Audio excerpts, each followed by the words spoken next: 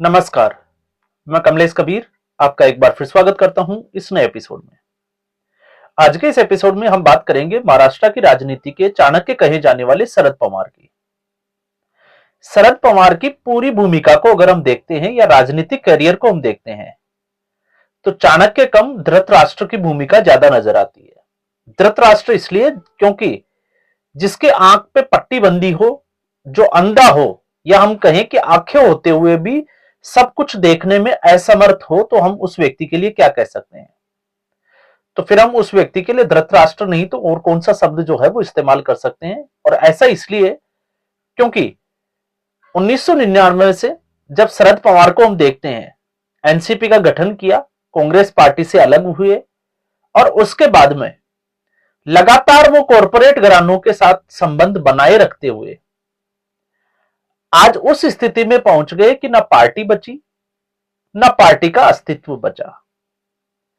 तो महाभारत में जब धृतराष्ट्र के सामने ऐसी स्थिति थी और पूरे कुरुवंश को खोने के बाद में धृतराष्ट्र को लगा कि उसने क्या खोया और क्या पाया, तो महाराष्ट्र की राजनीति में भी अगर हम देखते हैं तो शरद पवार के सामने कुछ ऐसा ही सीन जो है वो नजर आता है। इस वक्त महाराष्ट्र में बीएमसी के चुनावों को लेकर वैसे तो 29 महानगर पालिकाओं के चुनाव होने वाले हैं 15 जनवरी को और परिणाम घोषित होंगे 16 जनवरी को। लेकिन उसमें बड़ी इंपॉर्टेंट अगर हम महानगर पालिकाएं देखें तो एक बीएमसी, पुणे, ठाणे और नासिक की जो महानगर पालिका है हम उसको नजरअंदाज नहीं कर सकते। और बीएमसी के बारे में तो हम पहले ही चर्चा कर चुके हैं कि लगभग भारत के 8 से 10 ऐसे छोटे राज्य जिनसे ज्यादा बजट जो है वो बीएमसी का, मुंबई की जो नगर पालिका है उसका है। और उसके ऊपर पिछले 25 साल से एक तरफा राज चल रहा है शिवसेना का। अब ऐसी स्थिति में दो गठबंधन, एक महायुति और दूसरा महाविकास आघाड़ी। तो महायुति में इस बार जो है वो एकनाथ शिंदे और भारतीय जनता पार्टी दोनों मिलकर चुनाव लड़ रही है। सीट शेयरिंग का फॉर्मूला जो है वो ऑलमोस्ट तय हो चुका है। दूसरी तरफ महाविकास आघाड़ी की अगर हम स्थिति को देखते हैं तो महाविकास आघाड़ी में कांग्रेस पार्टी ने जब राज ठाकरे और उद्धव ठाकरे की पार्टी दोनों जब एक साथ आई तो साफ तौर से कांग्रेस पार्टी ने गठबंधन से इनकार कर दिया। अब उसके बाद थी एनसीपी की बारी। तो एनसीपी की हम दो घटनाओं से जो है वो उसका आकलन करने का प्रयास करेंगे कि हमने धृतराष्ट्र की भूमिका में शरद पवार को क्यों रखा। एक,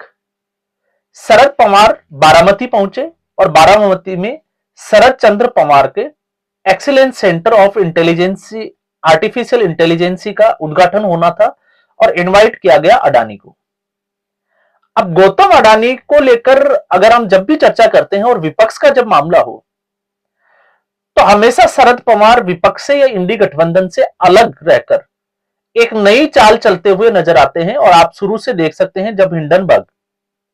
रिपोर्ट आई तो उसके बाद विपक्ष ने जेपीसी की मांग की, लेकिन उसका खुलकर विरोध किया शरद पवार की पार्टी एनसीपी ने। उसके बाद ऑपरेशन सिंदूर का मामला हो तब भी यह कहा गया कि राष्ट्रीय सुरक्षा से जुड़े हुए मुद्दों पर शरद पवार की जो एनसीपी है उसकी अलग राय है, वो सरकार के साथ है। तो आप याद करिए जब 2019 का मामला हुआ था तो 2019 में महाविकास आघाड़ी के सूत्रधार कौन थे? उद्धव ठाकरे को अलग करने में महत्वपूर्ण भूमिका अगर किसी की थी तो संजय राउत के बाद में आता है शरद पवार। क्योंकि कांग्रेस पार्टी उद्धव ठाकरे की शिवसेना के साथ गठबंधन चाहती ही नहीं थी, लेकिन शरद पवार ने उसको तैयार किया। उसके बाद में एक नया गठबंधन बना, लेकिन उस गठबंधन के बाद में एक पेच वो भी आया था जब अजीत पवार की देवेंद्र फडणवीस के साथ सुबह 5 बजे शपथ ग्रहण समारोह हुआ था राज्यपाल भवन में। और उसके बाद देवेंद्र फडणवीस ने साफ तौर से यह कह दिया था मीडिया में, सार्वजनिक तौर पर, कि वो सब कुछ जो है वो शरद पवार की ही देन थी। शरद पवार ही चाहते थे कि एनसीपी जो है वो भारतीय जनता पार्टी के साथ सरकार बनाए। तो अगर शरद पवार का हम राजनीतिक रूप से अगर देखें तो हमेशा स्टैंड रहा है सत्ता दल के साथ, क्योंकि वो हमेशा राजघरानों से जुड़े रहे हैं। तो ऐसी स्थिति में गौतम अडानी को इनवाइट करना, और गौतम अडवाणी को इनवाइट करना इसलिए हम बात कर रहे हैं इसकी क्योंकि विपक्ष नरेंद्र मोदी और अमित शाह के ऊपर अडानी से रिश्तों को लेकर हमेशा घेरता हुआ दिखाई देता है। फिर चाहे वो आप देखिए धारावाही का जो पुनर्विकास का कार्यक्रम हो, इसके अलावा बंदरगाह हो, मुंबई का एयरपोर्ट हो, तमाम तरीके के मामलों में और अडानी के एंट्री को लेकर राहुल गांधी की कांग्रेस पार्टी और पूरा विपक्ष भारतीय जनता पार्टी और मोदी सरकार के ऊपर हमलावर रहा है। अब ऐसी स्थिति में विपक्ष की कोई पार्टी गौतम अडानी को मंच दे, वैसे अगर आप असलियत की बात करते हैं तो बिना किसी उद्योगपति के या उद्योग घरानों के कोई भी सरकार जो है वो सही तरीके से, क्योंकि अगर इन्वेस्टमेंट लाना है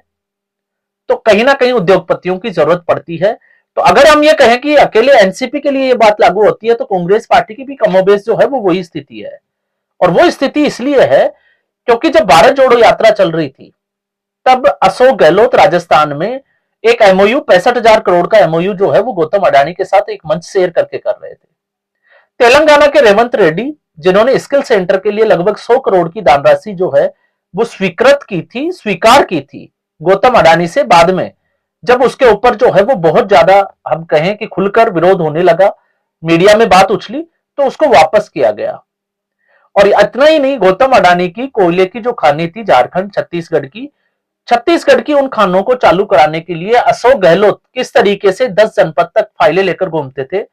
यह भी पूरे देश में जो है वो राजनीतिक मुद्दा बना रहा। तो ऐसा नहीं है कि इसमें शरद पवार ही है, लेकिन शरद पवार जो है वो खुलकर इसमें सामने आते हैं। और इस वक्त सबसे बड़ी बात यह थी कि अजीत पवार, क्योंकि इस वक्त अजीत पवार को लेकर भी चर्चाओं का बाजार गर्म है कि शरद पवार और अजीत पवार की एनसीपी वापस जो है वो एक जगह हो सकती है। और पूरी संभावनाएं है क्योंकि सुप्रिया सुले को लेकर हो सकता है कि आने वाले समय में शरद पवार जो है वो केंद्र में, क्योंकि बीजेपी को गठबंधन की जरूरत है, बीजेपी की सीटें 272 से कम है, तो ऐसी स्थिति में हो सकता है कि शरद पवार अजीत पवार के साथ आ जाए और सुप्रिया सुले को कोई बड़ा पद जो है वो केंद्रीय मंत्रिमंडल में मिल जाए। इस संभावना से कोई जो है वो नकार नहीं सकता। लेकिन इस स्थिति में बारामती के इस सेंटर में अजीत पवार गौतम अडानी के साथ मौजूद, उनका आना, रोहित पवार का जो है वो गाड़ी को ड्राइव करना, सुप्रिया सुले का मौजूद होना, और फिर इसके अलावा अगर आप देखोगे तो बाकी के जो फैमिली मेंबर्स थे वो भी इस मंच में गौतम अडानी के साथ, या हम कहें कि शरद पवार के साथ मंच साझा करते हुए दिखाई दे रहे थे। तो ये एक बड़ा डेवलपमेंट है जिसमें मां विकास आघाड़ी कांग्रेस पार्टी जो है वो अब खुलकर एनसीपी शरद पवार के खिलाफ खड़ी दिखाई देती है, क्योंकि हर्षवर्धन सबकल जो है आप उनका स्टेटमेंट दे सकते हैं, या फिर आप जो है वो वर्षा गायकवाड़, वो दोनों जो है वो खुलकर विरोध कर रहे हैं शरद पवार की उस नीति का जिसमें वो गौतम अडानी के साथ जो है वो खड़े दिखाई देते हैं। अब यहां पर संजय राउत का भी अगर आप देखोगे तो संजय राउत भी 2015 में, आपको पता होगा, शरद पवार ने एक ऑटोबायोग्राफी लिखी थी जिसमें साफ तौर पर खुलकर जो है वो गौतम अडानी का जिक्र किया था। और उस जो किताब थी वो थी लोग माजे संगाती, उसमें जो है वो इसका आप पढ़ोगे तो आपको वो चैप्टर जो है वो खुलकर देखने को मिलेगा। तो शरद पवार हमेशा से जो है वो उद्योग घरानों के साथ जुड़कर रहे हैं, इसमें जो है वो कतई किसी को भी मुझे लगता है इसकी संशय नहीं होना चाहिए। अब ऐसी सूरत में जब हम बीएमसी के चुनाव की बात करते हैं तो बीएमसी के चुनाव में राज ठाकरे और उद्धव ठाकरे जो है वो एक साथ मिलकर चुनाव लड़ रहे हैं। अब उद्धव ठाकरे और राज ठाकरे, हम पहले भी जिक्र कर चुके हैं कि दोनों को अपने बेटों को राजनीतिक अस्तित्व को बचाने का एक आखिरी प्रयास, क्योंकि उद्धव ठाकरे की शिवसेना को अगर हम देखें तो कमोबेश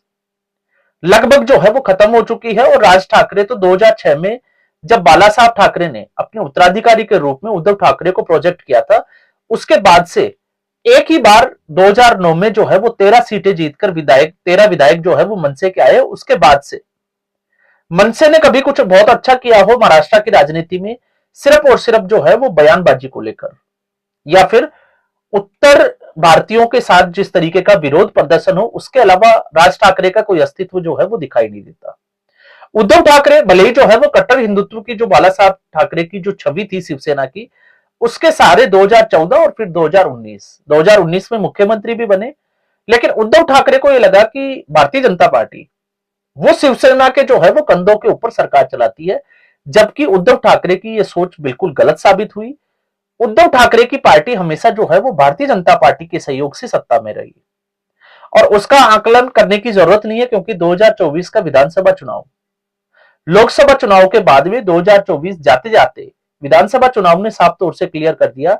कि महाराष्ट्र की राजनीति में सिर्फ और सिर्फ एक ही राजनीतिक दल जो है वो उभरता हुआ है और वो है भारतीय जनता पार्टी। उसमें उद्धव ठाकरे के लिए या भारतीय जनता पार्टी के बिना उद्धव ठाकरे के लिए कोई जगह नहीं है। तो इस वक्त आदित्य ठाकरे के राजनीतिक अस्तित्व को बचाना है और दूसरी तरफ अमित ठाकरे, जिन्होंने शुरुआत जरूर की, माहिम से विधानसभा सीट पर वो चुनाव भी लड़े, लेकिन मात्र वोट मिले 31,000 और तीसरे नंबर पर रहे। राज ठाकरे को उम्मीद थी कि शायद जो उद्धव ठाकरे है वो उनको एक वोकल समर्थन जो है वो जरूर देंगे, लेकिन ऐसा नहीं हुआ, क्योंकि ऐसा राज ठाकरे का सोचना इसलिए था 2019 में वो वर्ली से आदित्य ठाकरे के लिए ऐसा कर चुके थे। अब जब हम बात करते हैं दूसरे गुट की, अजीत पवार और एनसीपी शरद पवार, तो ये इसलिए नहीं कि गौतम अडानी के जो साथ में कार में जो है वो अजीत पवार बैठे थे, ये इसलिए भी जरूरी हो जाता है क्योंकि आपको पता होगा कुछ जगह पर अजीत पवार और एनसीपी शरद पवार आपस में मिलकर जो है वो चुनाव लड़ रहे हैं बीएमसी के। लेकिन उससे बड़ी खबर जब हम ये कहते हैं कि चाणक्य, अगर हम बात करें तो चाणक्य का मतलब होता है साम दाम दंड और भेद, विपक्ष को हमेशा जो है वो शिकस्त देना। लेकिन यहां पर चाणक्य अगर आप देखोगे तो देवेंद्र फडणवीस जो है वो नजर आते हैं, जिस तरीके से समंदर लौट कर आता है उस टिप्पणी के बाद में। और ऐसी स्थिति के बाद में जब सब कुछ दांव पर लगा हो तो भारतीय जनता पार्टी को सत्ता में वापस लाना, तो फिर शरद पवार ने क्या किया? शरद पवार की पार्टी टूटी, सिंबल चला गया, सब कुछ खो दिया, और उसके बाद में बीएमसी के चुनाव में रहा सहा, जिसको हम कहें कि बचा कुचा जो बचा था, उसमें से अगर हम देखें तो पुणे के जो एनसीपी अध्यक्ष है वो पहले ही, प्रशांत जगताप, वो पहले ही इस्तीफा दे चुके हैं। और ऐसी स्थिति में जब चुनाव बड़े नजदीक हो, नामांकन की आखिरी तारीख थी, ऐसे समय में मुंबई की जो है वो अध्यक्ष, एनसीपी की अध्यक्ष राखी यादव, वो भी इस्तीफा देकर भारतीय जनता पार्टी में शामिल हो गई है। तो एक के बाद एक झटके जो है वो शरद पवार को उम्र के इस आखिरी पड़ाव में देखने को मिल रहे हैं। और ये सिर्फ और सिर्फ इसलिए मिल रहे हैं क्योंकि आवश्यकता से ज्यादा जो है वो चाणक्य बनने की एक, जिसको कहें कि सनक जो लगी शरद पवार को, कि पहले उसने कांग्रेस पार्टी तोड़ी, कांग्रेस पार्टी से अलग गए, फिर एनसीपी बनाई, और एनसीपी में भी अगर आप देखोगे तो सत्ता से बाहर रहकर सत्ता का समर्थन करना, या हम कहें